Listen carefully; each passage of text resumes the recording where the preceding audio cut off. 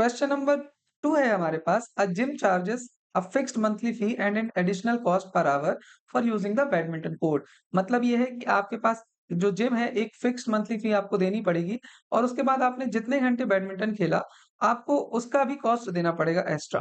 तो जैसे मान लो उसकी फिक्स्ड मंथली फी जिम की है 800 रुपीज और हर घंटे बैडमिंटन खेलने का जो कॉस्ट है मान लो वो 50 रुपए है। तो अगर आपने 3 घंटे बैडमिंटन खेला है तो आपको 50 इंटू 3 मतलब 150 रुपीज और देने पड़ेंगे। तो आपको जो टोटल कॉस्ट हो जाएगा वो हो जाएगा 800 प्लस 150 जो कि बन जाएगा 059 950 रुपए आपका टोटल कॉस्ट बन जाएगा। तो यही यहाँ पर क्वेश्चन में दिया गया है कि जो जिम है उसमें फिक्स मंथली फी लगती है, उसके साथ एडिशनल कॉस्ट लगती है पर आवर के हिसाब से बैडमिंटन कोर्ट यूज करने की। एक स्टूडेंट है using the gym observe that when she use the badminton court for 10 hours. देखो जब बैडमिंटन कोर्ट 10 आवर्स के लिए यूज किया स्टूडेंट ने तो उसको जो टोटल बिल बना वो बना 800 रुपीज। और उसके बाद when she used it for 15 hours मतलब 15 घंटे जब उसने यूज किया बैडमिंटन कोर्ट तो उसका जो बिल बना वो बना 1100। इसके बाद आगे बोला है क्वेश्चन में कि if the monthly bill Y depends on the hours of the use of badminton court X. मतलब जो मंथली बिल है उसको वाई से रिप्रेजेंट किया गया है और जो आवर्स हैं उसको एक्स से डिनोट किया गया है। इसके बाद जो रिलेशन है एक्स और वाई में वो हमें दिया गया है वाई इक्वल ए एक्स प्लस बी। ये रिलेशन हमें दिया गया है। तो होपफुली ये आपको यहाँ तक समझ में आया है। तो देखो अब जब हमारा देखो एक्स को हम आवर्स दिखाएंगे तो जब हमारा एक्स 10 आवर्स है मतलब व्हेन एक्स इज 10 तो जो बिल है हमारा वो 800 है तो बिल को हमने y से दिखाया तो बिल हमारा 800 हो गया। अब इसको हम रिलेशन में पुट करेंगे y इक्वल ए एक्स प्लस बी में। तो y की जगह पर हम लोग लिखेंगे 800 और यहाँ a लिखा और x की जगह पर लिखेंगे 10 प्लस b। तो हमारा पहला इक्वेशन बन जाएगा 800 इक्वल 10a प्लस b। देखो ये पहला इक्वेशन इस तरीके से बन गया। इसको एक बार हम लोग फॉर्मल तरीके से भी लिख लेते हैं ताकि इसमें दिक्कत ना हो। तो सबसे पहले हमने इसमें लिखा नंबर ऑफ आवर्स। हमने वो x माने और जो बिल हमारा है वो हमने y माना तो टोटल बिल y हो गया। जो रिलेशन है y और x के बीच में वो हमें दिया गया है y इक्वल ए एक्स प्लस बी।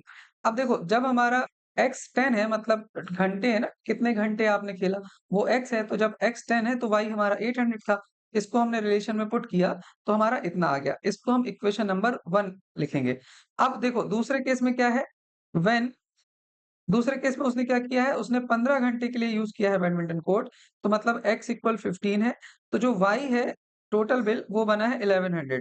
तो जो रिलेशन है हमारा इसमें हम दोबारा इसको पुट कर देंगे y इक्वल ए एक्स प्लस बी में। तो y हमारा है 1100 इक्वल a हमारा हमें नहीं पता लेकिन x हमारा 15 है प्लस b। जब हम इसको सॉल्व करेंगे तो बन जाएगा 1100 इक्वल 15a प्लस b। ये जो हमारा इक्वेशन बना इसको हम इक्वेशन नंबर 2 दे दिया हमने इसको। अब देखो आप यहाँ पर कि यहाँ पे भी b है यहाँ पर भी b है तो इन दोनों इक्वेशंस को हम सब्ट्रैक्ट कर देते हैं। तो 2 को 1 से सब्ट्रैक्ट जब हम करेंगे तो लेफ्ट वाला लेफ्ट से 1100 माइनस 800 हो जाएगा इक्वल। अब देखो राइट वाला राइट से माइनस करेंगे तो राइट में पहले इक्वेशन 2 में 15a प्लस बी लिखा है। अब माइनस का साइन लगाएंगे और यहाँ पर हमारा 10a प्लस बी लिखा है तो हमने लिख लिया 10a प्लस बी। अब 1100 में से 800 माइनस होगा तो ये बन जाएगा हमारे पास 300 इक्वल ये बना हमारे पास 15a प्लस बी और माइनस का साइन अंदर मल्टीप्लाई करेंगे तो बन जाएगा माइनस 10a माइनस बी। तो अब ये बन जाएगा हमारा 300 इक्वल 50। ये देखो b और b तो कैंसिल हो गया क्योंकि इनके साइन सेम है। तो 15a में से 10a माइनस होगा तो आ जाएगा 5a और यहाँ से a की वैल्यू हमें मिल जाएगी 5 300 से डिवाइड होगा तो 60 टाइम्स a की वैल्यू हमें मिल गई है 60। अब हमें b की वैल्यू चाहिए है तो b की वैल्यू कैसे फाइंड करेंगे इक्वेशन 1 या इक्वेशन 2 में a की वैल्यू को पुट कर दो तो b की वैल्यू मिल जाएगी। तो हमने आगे लिखा है कि putting value of a in equation one जो है हमारी वो आई थी 10a plus B 800 equal 10a plus B. ये है हमारी इक्वेशन 1। तो इसमें हम a की वैल्यू को पुट कर देंगे तो हम यहाँ लिखते हैं 800 इक्वल और a की वैल्यू हमारी आई कितनी है 60 आई है तो हमने लिखा 10 इंटू a की जगह 60 लिखा प्लस b। अब ये बन जाएगा हमारा 800 इक्वल 10 इंटू 60 करेंगे तो 600 प्लस b। अब b की वैल्यू हमें कितनी मिल जाएगी 800 में से 60 600 माइनस होगा तो बन जाएगा हमारे पास 200 तो बी की वैल्यू आ गई हमारे पास 200 तो अब ए और बी की वैल्यू हमें मिल चुकी है। तो हेंस हम यहाँ लिख लेते हैं hence A equal 60 and B equal 200 यहाँ पर ये क्वेश्चन हो जाता है हमारा कंप्लीट।